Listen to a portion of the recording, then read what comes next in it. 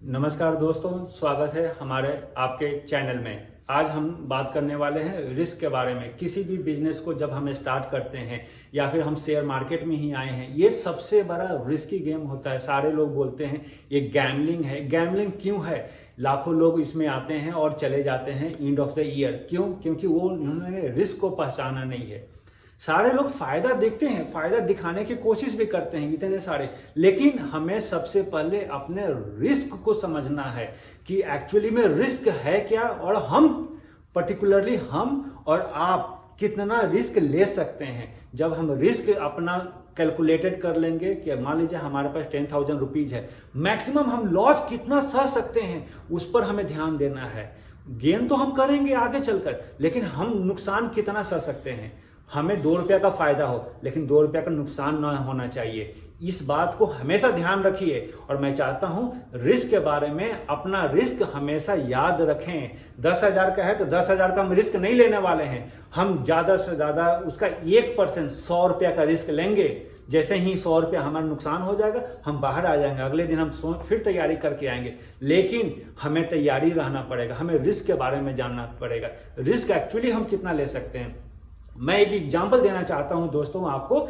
जिस तरह से 4 रोटी हम खाते हैं और दाल खाते हैं या सब्जी खाते हैं, 4 रोटी और दाल या सब्जी, तो उसमें से अगर हम 1 रोटी माइनस कर देते हैं तो 3 रोटी के साथ में हम जिंदा रह सकते हैं और अपना रेगुलर काम कर सकते हैं। उसी तरह से अगर हमने 2 रोटी खाया तो 2 रोटी पे भी हमारी जिंदगी धीरे धीरे चलेगी, लेकिन उतना एक्टिविटीज नहीं रहेगा। सेम वे में अगर हम 3 रोटी को माइनस करते हैं तो हमारे पास सिर्फ 1 रोटी बचेगा, और 1 रोटी खा करके हम हो सकता है बीमार पड़ जाएं, या फिर हम ज्यादा देर चल ना पावे, या फिर हम 4 रोटी जब बंद कर देंगे या 4 रोटी हमारी खत्म हो जाएगी, या फिर हमें खाना नहीं मिलेगा, तो 1 सप्ताह 10 दिन या 15 दिन में हमारी मौत हो जाएगी। जो कि कोई भी नहीं चाहता है कि हमारा कैपिटल लॉस हो। कैपिटल हमें बचाना है। सबसे इंपॉर्टेंट चीज कैपिटल हम कैसे सेफ रखें। सबसे पहले हमें अपना लॉस को सिक्योर करना है कि लॉस ना हो। इस बात को हमेशा ध्यान रखिए कि लॉस ना हो। अगर लॉस को हम रोक लिए तो क्या होगा? प्रॉफिट होगा। प्रॉफिट हमारा 2 रुपया ही हो, लेकिन ये है कंपाउंडिंग की तरह। तो जिस तरह से दाल रोटी और सब्जी खा रहे थे, अगर उसमें ग्रोथ हमें देखना है थोड़ा थोड़ा, तो उसमें थोड़ा दही आ जाएगा, थोड़ा स्वीट्स आ जाएंगे, थोड़ा उसमें सैलेड आ जाएंगे, पापड़ आ जाएंगे, और इस तरह से वो ग्रोथ करेगा। जब हमारा पूरा प्लेट तैयार हो जाएगा, उसमें से हम किसी एक चीज पर रिस्क लेने को तैयार हो सकते हैं। लेकिन 4 रोटी खाते हैं, 4 पर ही रिस्क आ जाए तो फिर हम आगे ग्रो कैसे करेंगे? उसमें हमारा ग्रोथ खत्म हो जाएगा। जब हम ही नहीं रहेंगे तो हम आगे के बारे में क्या सोचेंगे, फ्यूचर के बारे में क्या सोचेंगे? लेकिन हमें दोस्तों, हमें सबसे पहले अपना रिस्क कैपिटलाइज करना पड़ेगा, रिस्क मैनेजमेंट करना है। रिस्क मैनेजमेंट सबसे पहले सीखना है।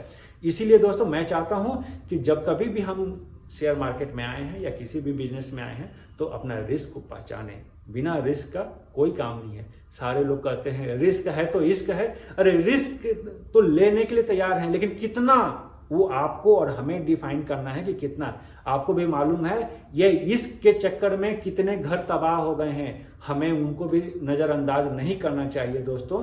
लेकिन सेम टाइम में हमें रिस्क को मैनेज करते हुए अपने ग्रोथ पे ध्यान रखना है। आने वाले टाइम में मैं कुछ और अच्छे और सिक्योर तरीके से आपको इक्विडिटी में कमाने का कुछ नुस्खा दूंगा, कुछ टिप्स बताऊंगा, जिससे आप अपनी आंखों से वो देखें और उसको ग्रोथ करें। आप किसी के बहलावे, किसी के फुसलावे में न आवे, आप अपनी अकल लगावें, क्योंकि ये पैसा आपका है तो आपको ही रिस्क लेना है।